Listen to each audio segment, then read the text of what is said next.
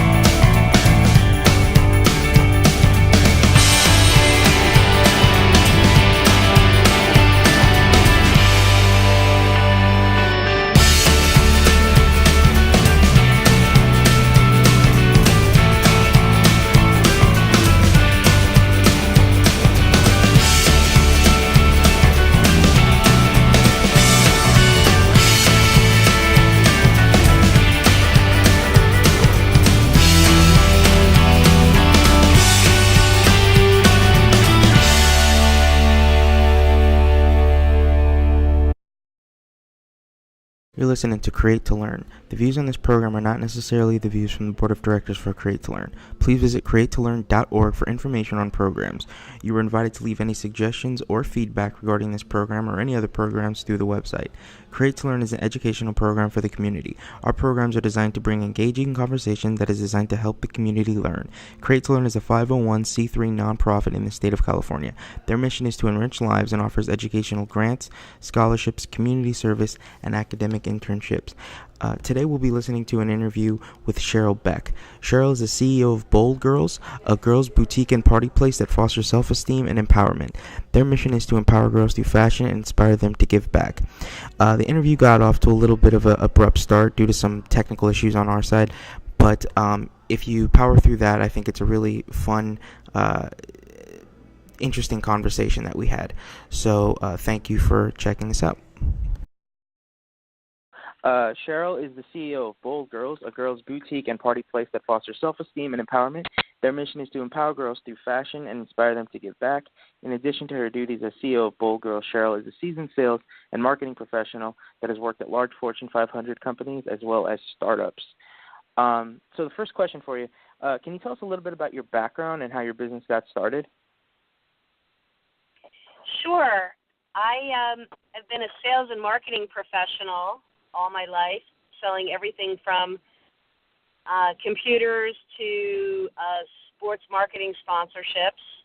And I have an MBA in marketing and have always been fascinated by marketing. So I, for a lot of different companies over the years, large Fortune 500, and then I started working for some startup companies when I was living in New York City. And I really loved the startup environment. I loved being able to be a big asset and bring a lot of my skill sets to the table, not just have one job. So I really felt like I was very useful in a small company, and then eventually wanted to start my own business.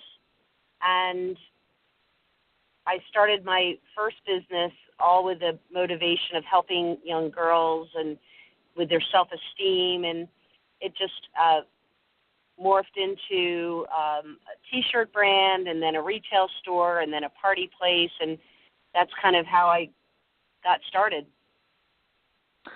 Yeah, that's always great when you can use the skills that you have to reach out and help others and push a positive message out into the world. Can you talk to our listeners about what it is exactly your business offers? Sure. We currently offer young girls' birthday parties. So, moms, want to throw a big party for their daughters. And our theme is around fashion. So we do hair and makeup and all those glamour things for young girls, nails. And then we do a fashion show. So we have a runway, and we're also a retail store. So the girls get to try on all the fashions and do a fashion show at the end of the party for the parents. But more than that, we also do fashionista fun camps, which are really self-esteem building camps for girls. We do etiquette training. So everything we do is kind of, even though we call it kind of fashion themed, because that's what the little girls want, there really is a underlying theme of delivering a service that really is good for the girl's self-esteem. Right, right. Your company utilizes the acronym BOLD. Can you tell us what that stands for? Started out, when I first started this company, I wanted to call the company Mad Girls. And MAD was an acronym for Make a Difference. So my attorneys, though, and I found out with trademarking that somebody was using that term, not for mothers against drunk driving, but then I wanted to find another word, for my company, and that still had that same, self-esteem message, and so I came up with Bold Girlz. And so the acronym for BOLD is brave, original, loving, and daring. And the brave is like a confident girl. The original is a girl who's artsy and loves to sing and dance and, really unique. The loving girl is that community service girl, the girl that wants to give back and always thinking about charitable causes. And the daring girl is a girl who really loves to do some exciting things like snowboarding, skateboarding, surfing. And so they're really, in a bold girl, you really have all those same attributes. You have you're brave, you're original, you're loving, and you're daring. And we hope that all women will be bold. Yeah, it's sort of like an all-encompassing thing. Exactly. I think that one thing that makes women unique a lot of times from men is their loving in character. Not that men aren't loving, but I think women demonstrate that more than men. And, I think that makes us women. Right. So I'm really glad that the loving is part of what we do. Yeah, I can definitely back that. I grew up in a pretty female-dominated household, 4 sisters and my mother, so I can definitely attest to the more loving part. What was it exactly that? What was it exactly that inspired you to embark on this mission? Was there one moment that you can sort of pinpoint, or was it more like a combination of experiences? Actually, it was a combination of experiences, but I did have that aha moment when I was looking to start a business, and I really did want to do something that was going to give back, but I really wasn't sure where my passions lied, because there's a lot of good causes and things out there, and I went to I was on a plane, and I really love to read, and I love to read nonfiction, and a woman told me to read a book called 3 Cups of Tea by Greg Mortensen. And it's a story of Greg Mortensen building schools for girls in third world countries. And I read this book, and it really brought to light the suppression of women in education around the world. And I was so mesmerized by the book, and I felt so passionate, this book, that I just thought, oh my God, I have got to do something that can help in this cause. And it really was the fact that women are suppressed around the world and there's some countries where they don't even allow women to go to school and girls to go to school. And it just really, really struck a nerve with me. And I've always been a fan of girl empowerment, and there's so much of that in the U.S.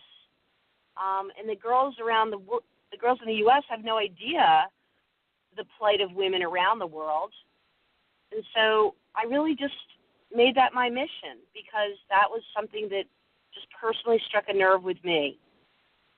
Oh, that's really cool, because most people I talk to, they can never exactly pinpoint it, but I'm always interested to hear that, because it's sort of like that's like your origin story, of where you began on that journey. So that's always cool. It's a great story, and I just remember the airline stewardess telling me, oh my gosh, if you like to read, you've got to read this book. And I took it down, and I can't believe how much that book was a life-changing experience and read for me.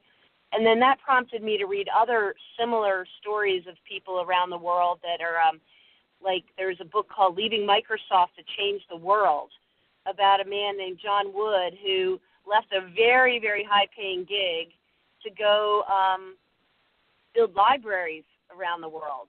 And I thought, God, that's what I want to do too. Like that was it was so just in my soul to do that type of thing. So it all originated just from reading that one book that made me read another and just, sealed the deal for me.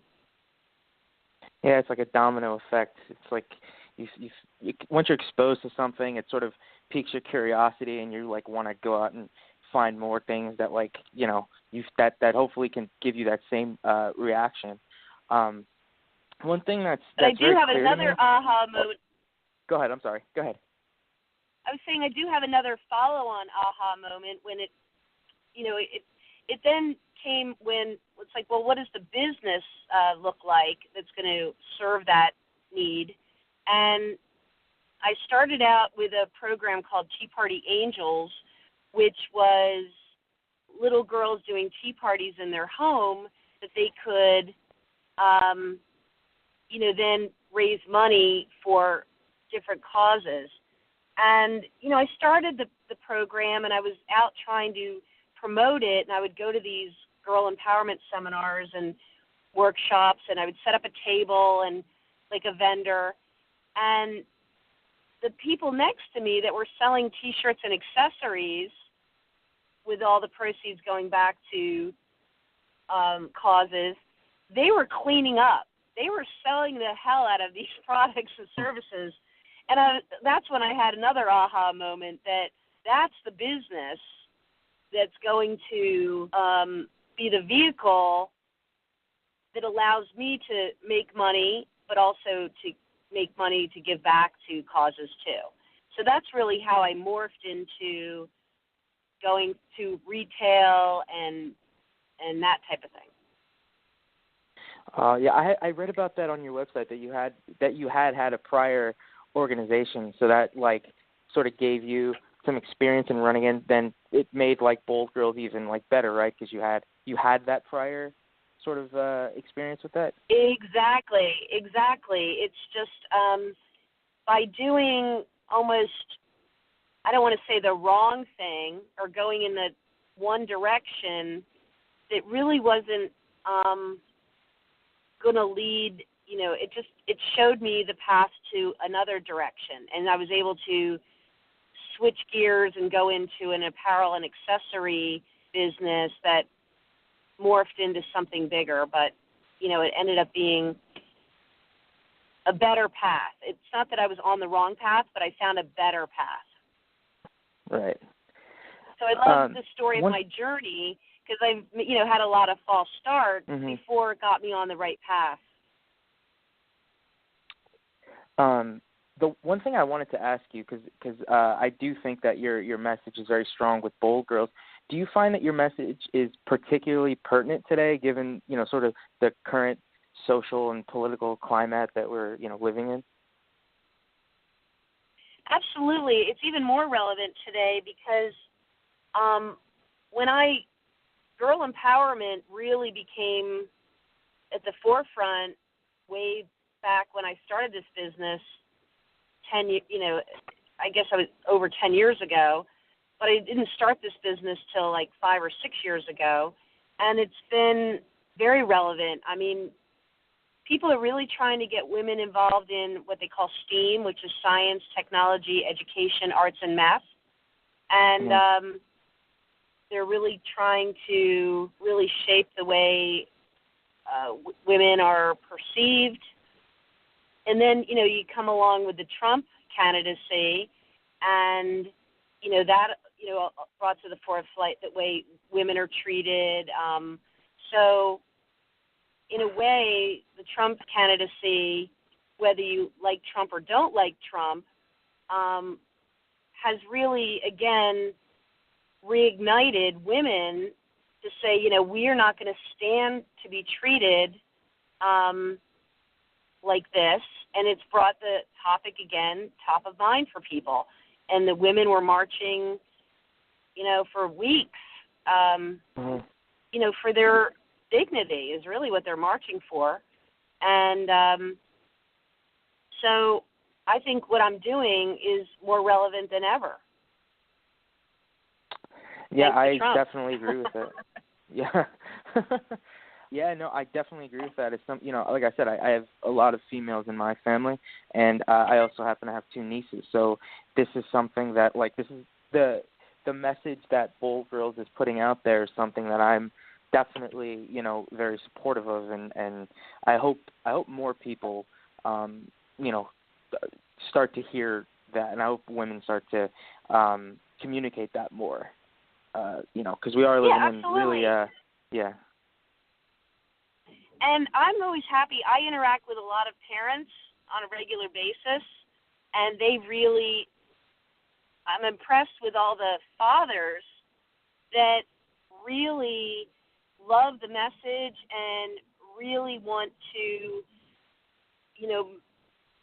bring up strong, confident girls. Like they're all for it. So I rarely find any men that want to keep women down. So it's nice. Yeah, that's I'm finding that too. I think that's becoming more common among men. Let's see. So I think that one of the things that I want to talk about, I know that it's important for businesses to give back to the community, obviously for obvious reasons, but I also feel it's important for communities to provide support. Do you have any needs, or does your company have any needs right now that you'd like the community to know about? Well, I thought that was a great question because, everybody talks about what we can do for the community, but really as a small business, every small business struggles against the big companies, and the way communities can support me or my business is really support small businesses.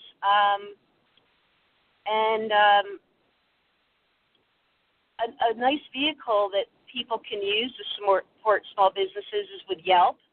Right now, reviews from everything from travel to restaurants, with TripAdvisor. Everyone's looking at reviews.